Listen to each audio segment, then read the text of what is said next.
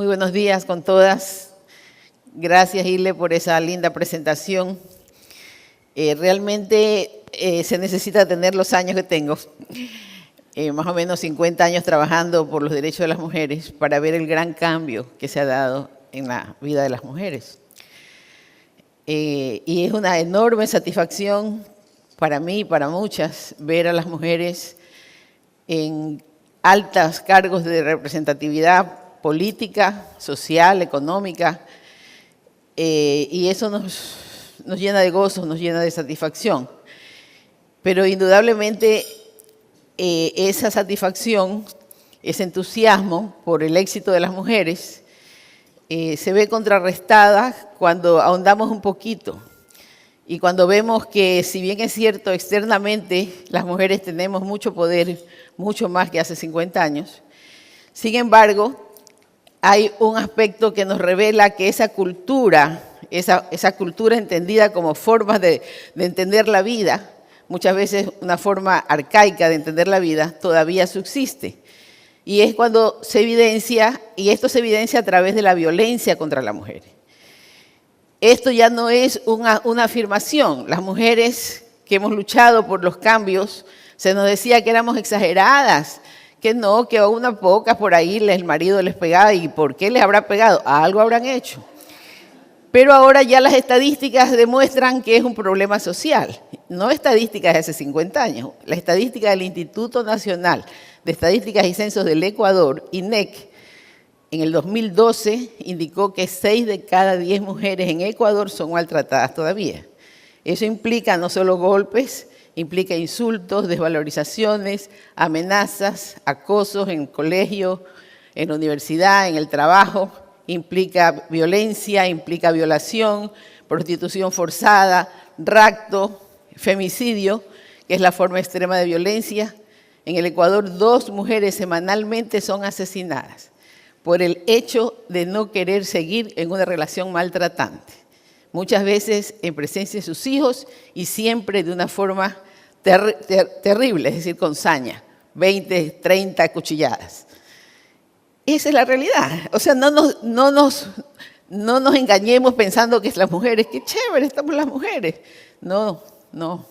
Falta mucho todavía por hacer. Y las mujeres jóvenes tienen que tomar esta posta y seguir, porque esto no es casual, esto no es circunstancial, esto responde a una cultura, una forma de pensar que todavía se mantiene. Fíjense ustedes que hace poco estuve dando una charla sobre temas de violencia y al terminar, una señora, clase media, evidentemente culta, me dijo que quería una pregunta hacerme en privado. No fue esto sino hace unos 2 meses. Y me dice, abogada, yo quiero saber si yo en mi vida íntima me puedo negar a ciertas cosas que me pide mi marido. Hace 2 meses pregunta una mujer en el Ecuador eso. Es decir, todavía la cultura, todavía la forma de pensar de las mujeres es que tienen que someterse y que tienen que hacer lo que el marido les pida aunque ellas no estén de acuerdo. Evidentemente, quizás una característica mía, al menos mi mamá sí me decía que yo nací rebelde, era cuestionar todo lo que ocurría y que no le encontraba yo lógica. Cuestionaba desde que, por qué a mis hermanos tenían otras normas, otras reglas, y las mujeres teníamos diferentes. Mi mamá me contestaba, porque así es. Argumento que, por supuesto, no me convenció nunca. Cuando en el colegio, yo estudié 12 años en el Colegio de la Providencia, colegio de monjas, evidentemente colegio escogido por mi papá, que era liberal y masón, y que no quería nada saber con curas ni con monjas, pero nos mandó al colegio de monjas por el aspecto de moral, es decir, para que nosotros tengamos una moral bien cimentada. En el colegio teníamos un profesor, un viejo profesor de ética, que entraba a las clases, cerraba los ojos y se lamentaba de que tenga que venir clases a mujeres, que no entendíamos nada y que además éramos inferiores, porque así lo habían dicho los griegos de la época de Grecia, por supuesto. esa forma de tratarnos a las mujeres ha sido común, no es nada nuevo. Ya cuando en este tipo de relación, porque cada persona, todos los seres humanos somos producto de nuestra vida, de nuestras circunstancias, pero de la forma como reaccionamos ante las circunstancias.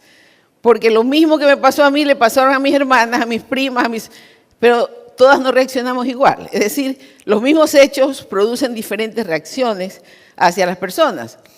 Yo, por ejemplo, y esto lo narro porque fue lo que me motivó a hacer todos estos cambios, nací en una familia tradicional, mi padre era el proveedor, mi madre pues era ama de casa, y todo giraba alrededor de mi padre. Cuando él llegaba no podíamos hacer ruido, si él hacía la siesta teníamos que estar en misa. Se le servía primero y mi mamá le decía el Señor. Él no lo nombraba por el nombre, sino el Señor. Y cuando tenía que pedir pues para la casa siempre era un problema, nos mandaba a nosotros. Yo dije, esto no me pasa a mí. Esto no me pasa a mí. Entonces digo, ¿qué voy a hacer? Tengo que estudiar, porque la única forma es ser independiente económicamente. Ya desde chiquita me di cuenta de eso. Me di cuenta que sin independencia económica no hay libertad. La mujer o el hombre que crea que es libre, si tiene a alguien que la mantenga, le cuento que no es libre. Porque en el momento en que esa persona se le vire el hígado, dejará de tener todo lo que hasta ese momento tenía. La libertad solamente es producto de uno mismo. Nadie te puede dar libertad. Entonces decidí, pues evidentemente, estudiar. Fui la mejor alumna, etcétera, etcétera. Y eso tenía consecuencias, tuvo consecuencias. Por ejemplo, cuando ya conocí a mi esposo, que me acompaña ahora y siempre es mi mejor aliado, éramos enamorados y al mes ya me pidió casarnos. Yo estaba en primer año de universidad y me faltaban 6. Y yo le dije, si quieres casarte conmigo tienes que esperarme 6 años. Y yo graduarme primero de abogada, porque yo no me voy a casar hasta ser profesional. Él aceptó, con todas las consecuencias que eso implica, porque antes no habían anticipos, antes no había eso de novios con derechos, nada de eso había. Había que aguantárselas, y nos aguantamos 6 años. Me gradué de abogada y a los 2 meses nos casamos. Entrando ya en la universidad, encontré lo que Ile mencionó hace poco, ¿no? Encontré que en el Código Civil la mujer le debía obediencia y respeto al marido, que no podía salir de la casa sino con permiso, peor, no podía salir del país, que no tenía derecho a los bienes sociales que eran concedidos al marido para soportar las cargas del matrimonio, así decía textualmente, que la mujer no tenía, aunque no tenía derecho a los bienes, sí respondía por las deudas del marido, aunque no las conozca. Luego, cuando yo ya fui abogada, me tocó defender a mujeres demandadas por vehículos o bienes comprados por los maridos a las amantes. En definitiva, una situación bastante limitante para las mujeres que a mí me extrañaban y me molestaban, por supuesto. Y desde ahí dije, esto lo voy a cambiar. Esto no está correcto, esto tiene que ser cambiado. Las mujeres no podíamos ser testigos, decía la ley, no pueden ser testigos los rufianes, las meretrices, los locos y las mujeres. En la ley, en la ley. Es decir, que nuestra veracidad no éramos veraces, simplemente a ustedes les da risa, pero realmente es oprobioso pensar que si tú vas a declarar algo, el juez no te puede tomar tu declaración porque evidentemente no tiene validez. Las mujeres pues no podíamos comerciar, no podíamos realizar ninguna actividad sin autorización del marido y teníamos la obligación de seguirlo a donde él traslade su residencia. No era la de ella, era su residencia, la del marido.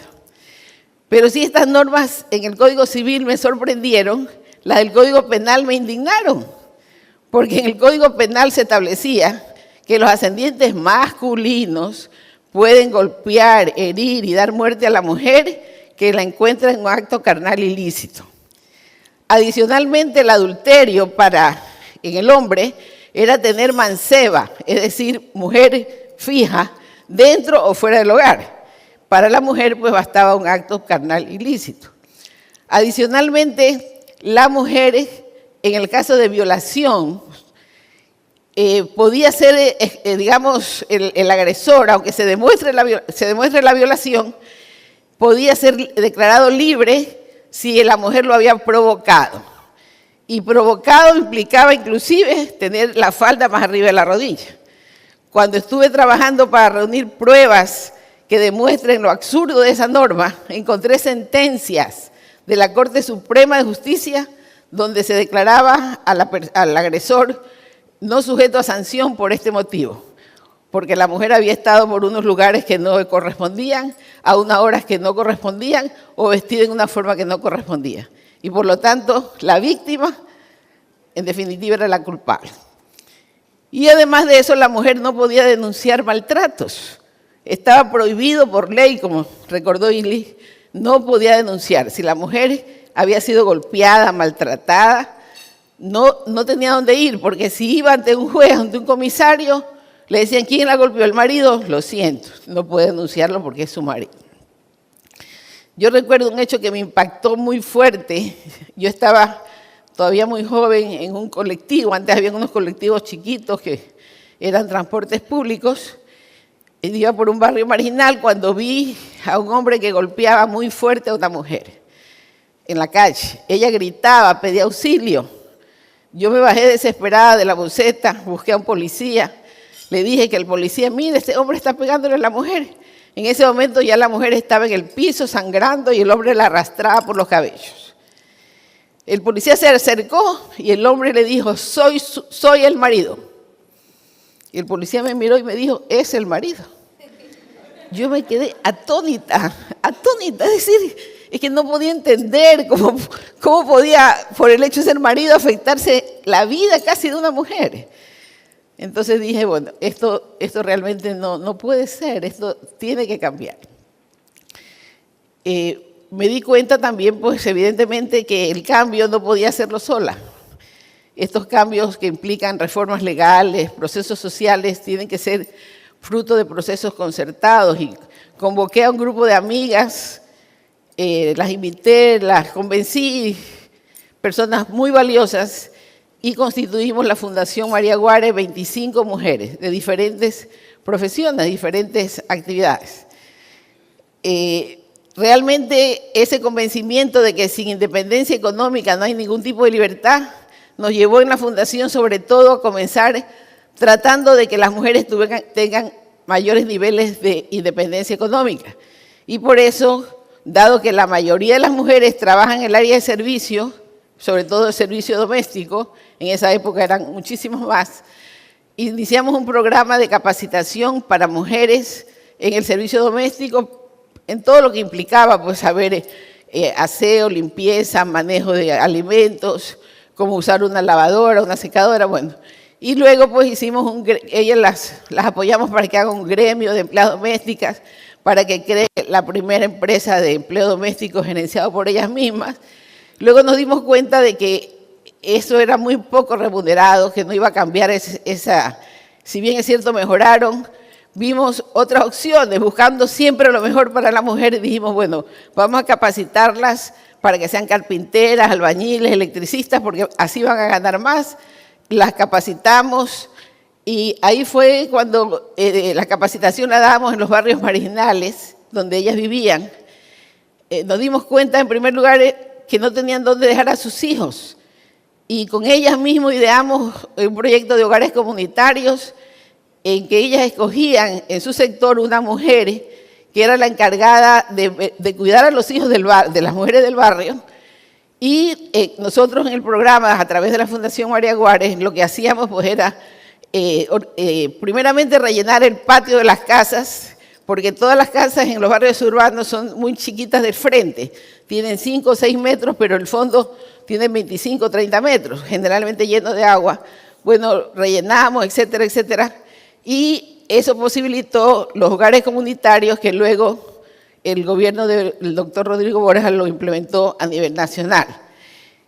Pero ese proceso de ver a niños, a niñas que llegaban con sus barrigas totalmente hinchadas, llenos de piojos, anémicos, y en menos de un mes o mes y medio eran unos niños hermosos con su pelo brillante, porque teníamos un médico, una nutricionista, una terapista, etcétera, posibilitó esos cambios en este proceso de ir mejorando la condición de las mujeres. Si bien es cierto, esa fue una de las mayores, recuerdo hasta ahora, esas imágenes de esos niños me producen hasta ahora muchísima emoción. Pero también comenzamos otro proyecto porque vimos que había demasiada violencia y sobre todo sexual con niños y niñas, y iniciamos un programa para atención a niños y niñas violadas. Eso fue algo lo más doloroso que he tenido que pasar por mi vida. No lo más doloroso, eso a nivel social, a nivel personal hay otros dolores. Pero a nivel social, ver niñas de 3 meses de edad violadas. Ustedes saben lo que es ver a una niña de 3 meses de edad violada. Realmente es desgarrador. Este trabajo en áreas marginales nos llevó a todas las de la Fundación a darnos cuenta de que había otro problema muy oculto, que es el de la violencia. Las mujeres llegaban a las clases de capacitación marcadas, golpeadas, y siempre decían que se habían caído. Nunca decían que el marido les había pegado, nunca. Siempre decían que se habían caído. Entonces decidimos poner en la Fundación un pequeño espacio para recibir a las mujeres maltratadas, para ayudarlas. Y sin exagerarles, a más o menos un mes, había tal cola en la calle para ingresar a la Fundación que tuvimos que dejar todas las otras actividades y dedicarnos prácticamente a atender a las mujeres maltratadas. Sin embargo, teníamos el gravísimo problema de que no podíamos denunciar. Ellas no podían denunciar porque la ley todavía impedía denunciar. Teníamos que hacer una vuelta, es decir, ellas nos informaban a nosotros que el marido les había maltratado así asado, y nosotros como abogadas teníamos que ir ante la autoridad penal a denunciar el hecho. Esto nos llevó al convencimiento de que no podíamos seguir así, que era necesario crear una instancia. En esa época no había la maravilla del Internet y lo que teníamos eran unas revistas que estábamos suscritas, revistas a nivel de Latinoamérica, y por ahí nos enteramos de que en el Perú, en Argentina y Brasil habían comisarías de la mujer. Entonces mandamos a una compañera de la Fundación, a la abogada Carmen Troncoso, al Perú, hicimos una colecta, la mandamos al Perú y con esa información, yo en ese entonces ya era vicepresidente del Colegio de Abogados del Guayas, hicimos una serie de talleres para definir cómo queríamos esa instancia, cómo la imaginamos. Una instancia pública, pero con una funcionaria, una comisaria elegida desde las organizaciones de las mujeres, y además con un organismo no gubernamental que dé apoyo legal, psicológico, legal, psicológico, médico y social a las mujeres. Cuando ya tuvimos en manos el proyecto ya bien estructurado, ahí dije, bueno, hay que presentarlo. Y como las cosas cuando deben de darse fluyen, resulta que el ministro de Gobierno de ese entonces era el doctor Marcelo Santos Vera, y el director de asesoría jurídica, el doctor Nicolás Casís Martínez. Y qué casualidad, ambos eran muy amigos míos y habían sido compañeros en la universidad. Fui a Quito, les entregué el proyecto y no pasó ni una semana que el entonces presidente Sixto Durán Ballén firmó el decreto creando las comisarías de la mujer y la familia a nivel nacional. Por ahí teníamos una foto que cuando estamos celebrando la creación de las comisarías de la mujer. Ella es la psicóloga, María Eugenia, la abogada, y el caballero es un fotógrafo que también hizo el banco de datos de todo, tomaba fotos de todos los maltratos para poder evidenciarlo ante las autoridades y los jueces. En la próxima está la presidenta Carmen Troncoso, fue la que viajó al Perú para recoger la información y fue también la primera comisaria de la mujer a nivel nacional. Las comisarías se crearon primeramente en 5 provincias del Ecuador, en 5 ciudades: Guayaquil, Quito, Puerto Viejo, Esmeralda y Cuenca. Y luego, pues, a nivel nacional. Pero seguíamos con el grave problema, que no había cómo, o sea, habíamos creado el espacio, pero la ley seguía. No podía todavía la mujer denunciar. Y teníamos ya una abogada ahí que ya seguíamos dando la vuelta, es decir, que la mujer le informaba entonces dijimos, no, ahora es hora de cambiar la ley.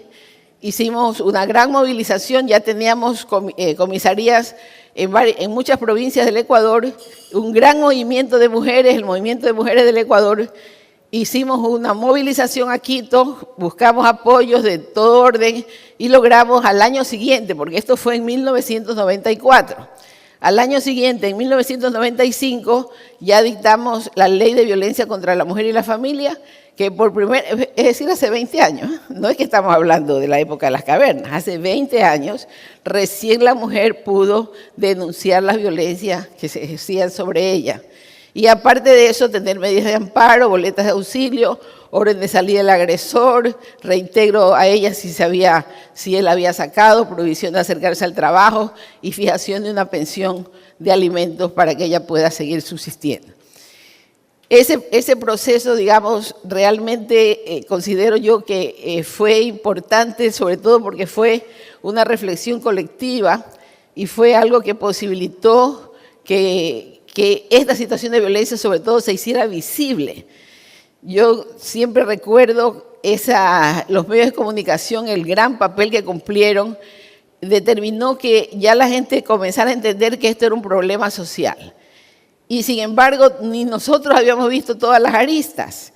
Por ejemplo, a mí me llamó la atención ver mujeres, porque yo siempre pensaba que las mujeres aguantaban por su situación digamos, de incapacidad de poder separarse, o por ser muy pobres, o porque estaban demasiado sometidas y con su autoestima muy baja. Pero tuve muchos casos de mujeres de clase alta que iban muchas veces con choferes, en carros de primera categoría, y sin embargo narraban situaciones parecidas a las de las otras mujeres de otras clases sociales. Y cuando se les preguntaba por qué no se separaban, me indicaban pues que el marido todo tenía a nombre de terceras personas, de compañías, etcétera, y que si ellas se separaban no les daban absolutamente nada. Y lo que era más triste, algunas que a pesar de todo decidieron hacerlo, los hijos generalmente plegaban al padre porque los compraban con viajes, con vehículos, con diferentes tipos de regalos, y la mujer se quedaba sin casa, sin hijos, y muchas veces tenía que regresar a una relación maltratante. Eso es la violencia económica, que ni siquiera la pusimos en la ley de violencia porque no la teníamos presente, sino después, ya cuando realmente pudimos estar al día a día. Ya el tiempo se me está terminando. Solamente quería decir pues, que felizmente, y eso también, la vida fluye, la vida te da las respuestas cuando tú estás abierta a encontrar soluciones. Sin quererlo, sin proponerlo, me invitaron, me propusieron ser diputada, candidata a diputada, lo fui y acepté con la condición de poder dirigir la Comisión de la Mujer, el Niño, la Juventud y la Familia. Efectivamente así fue, y a través de eso pues logramos, porque todo fue un trabajo colectivo, eliminar la potestad marital que habíamos hablado, la patria potestad. Logramos la ley de cuotas, por el cual hasta ese entonces solo un 7% de mujeres llegábamos a ser elegidas funcionarias públicas y sobre todo diputadas, concejalas, consejeras. Es porque los partidos políticos decían, a las mujercitas no les interesa la política. Entonces, como ellos así lo afirmaban, ese era el resultado. Y no ponían a las mujeres sino en los últimos puestos y, por supuesto, nunca ganaban. Entonces decidimos, desde la Diputación, exigir que en todas las listas de candidatos, hombres y mujeres estuvieran en orden alternado y secuencial. Un hombre, una mujer, un hombre, etcétera, comenzando con un 30% hasta llegar a un 50%. Todos los partidos políticos se opusieron, todos, de derecha, de izquierda, de centro, todos. Tuvimos que hacer una movilización de más de 5.000 mujeres al Congreso Nacional. Nos tomamos el Congreso, las mujeres subieron a las barras altas, 2 se cayeron de las barras altas porque los policías las querían botar. El presidente del Congreso, que era un amigo mío, el doctor José Cordero, asustado, me dijo: diputada Valdés, venga a presidir el Congreso, porque él se fue corriendo, y yo presidiendo el Congreso, aprobamos la ley de cuotas.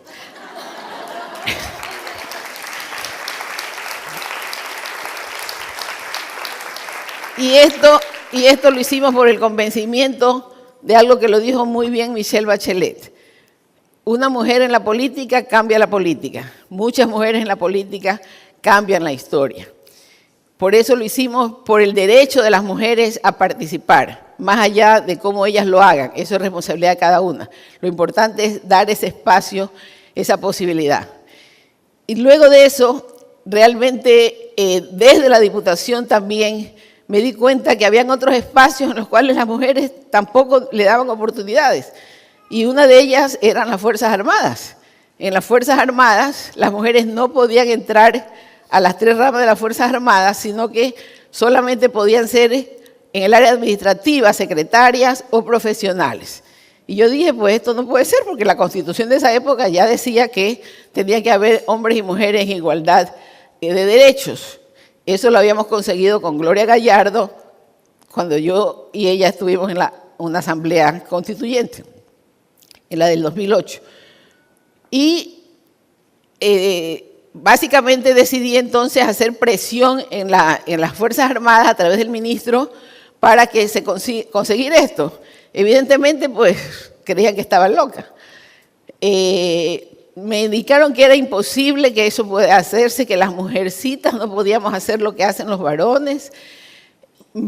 Prácticamente tuve yo que hacer de conejillo de indias en muchas actividades para demostrarles que sí podían las mujercitas hacer lo que ellos hacían. Creo que son las cosas más riesgosas que he hecho. Bueno, no voy a mencionarlas. Pero en todo caso, como no conseguía, decidí llamar a juicio político al ministro de Defensa, que era el almirante Hugo Hunda. Luego de una gran presión, logramos eso. Ahí está firmando, no está muy contento, ¿no? Pero en todo caso firmó que las mujeres puedan llegar a las 3 ramas de las Fuerzas Armadas como actualmente lo pueden estar, para que puedan llegar como oficiales de armas y servicios a los mayores niveles. Luego dirigí mis baterías hacia la policía, porque la policía tampoco lo cumplía, aunque las mujeres en la policía sí podían las mujeres ser policías, pero estaban en un porcentaje muy pequeño. Entonces les exigí pues que vayan haciendo un plan de incorporación, porque me dijeron que no tenían lugares donde las mujeres, los baños no eran para hombres.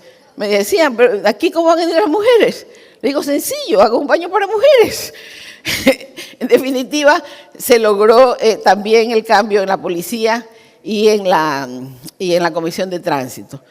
Bueno, no voy a cansarlas con los procesos que se siguieron, que los he hecho solamente bajo la idea de que todo lo que se quiere, se puede. Sobre todo cuando uno tiene una visión y tiene el compromiso de hacerlo. Yo siempre me sentí desde muy joven, como les he dicho, identificada con las mujeres, pero luego ya extendí esa comprensión de cambio hacia niños, niñas, adolescentes, personas con discapacidad, tercera edad, etcétera, y en todas esas áreas he logrado trabajar y lograr cambios en las leyes. Pero lo que quiero transmitirles sobre todo es que en la vida todo lo que nos proponemos se puede hacer, siempre que tengamos muy clara la meta, la visión y el compromiso de dar todo el esfuerzo para ello. Es decir, cuando uno se propone, todo el universo converge, todo se alía y todo te da una respuesta, todo te aflora el camino.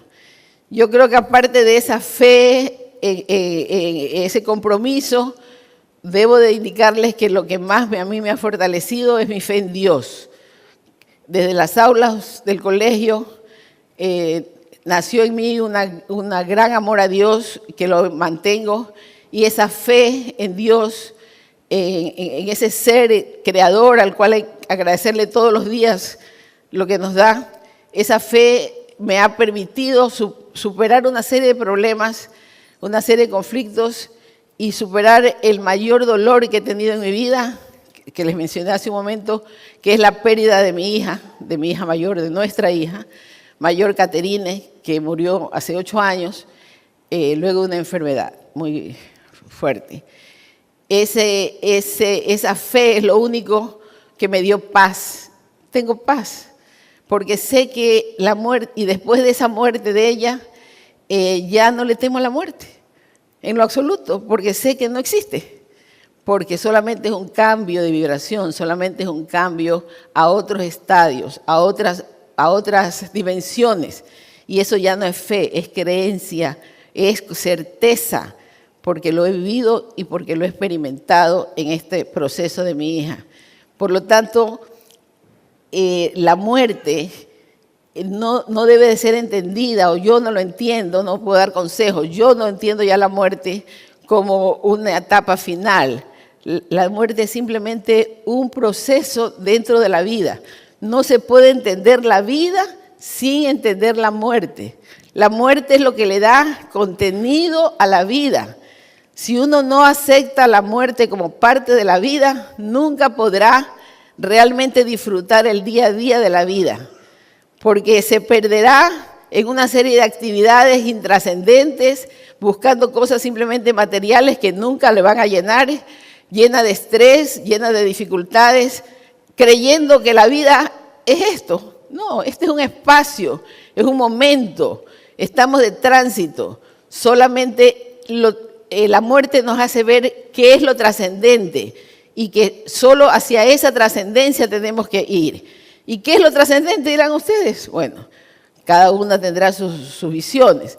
Para mí, lo trascendente es desarrollarse a plenitud como ser humano. Es vivir plenamente la vida, es entender que hemos venido a este mundo a amar, a estar en paz, a servir, y entender el amor como el aspecto más valioso de la vida. No las cosas materiales que en definitiva están de paso. Lo que queda, lo que uno se lleva a las otras dimensiones es el amor. Es la capacidad de comprender, de aceptar, de respetar, de valorar a nosotros mismos, a lo que están a nuestro alrededor y a la vida como un regalo maravilloso de Dios. Creo que eso es lo que produce el éxtasis, la alegría, la emoción que siento que embarga mi corazón, y que es lo que deseo para ustedes también. Gracias.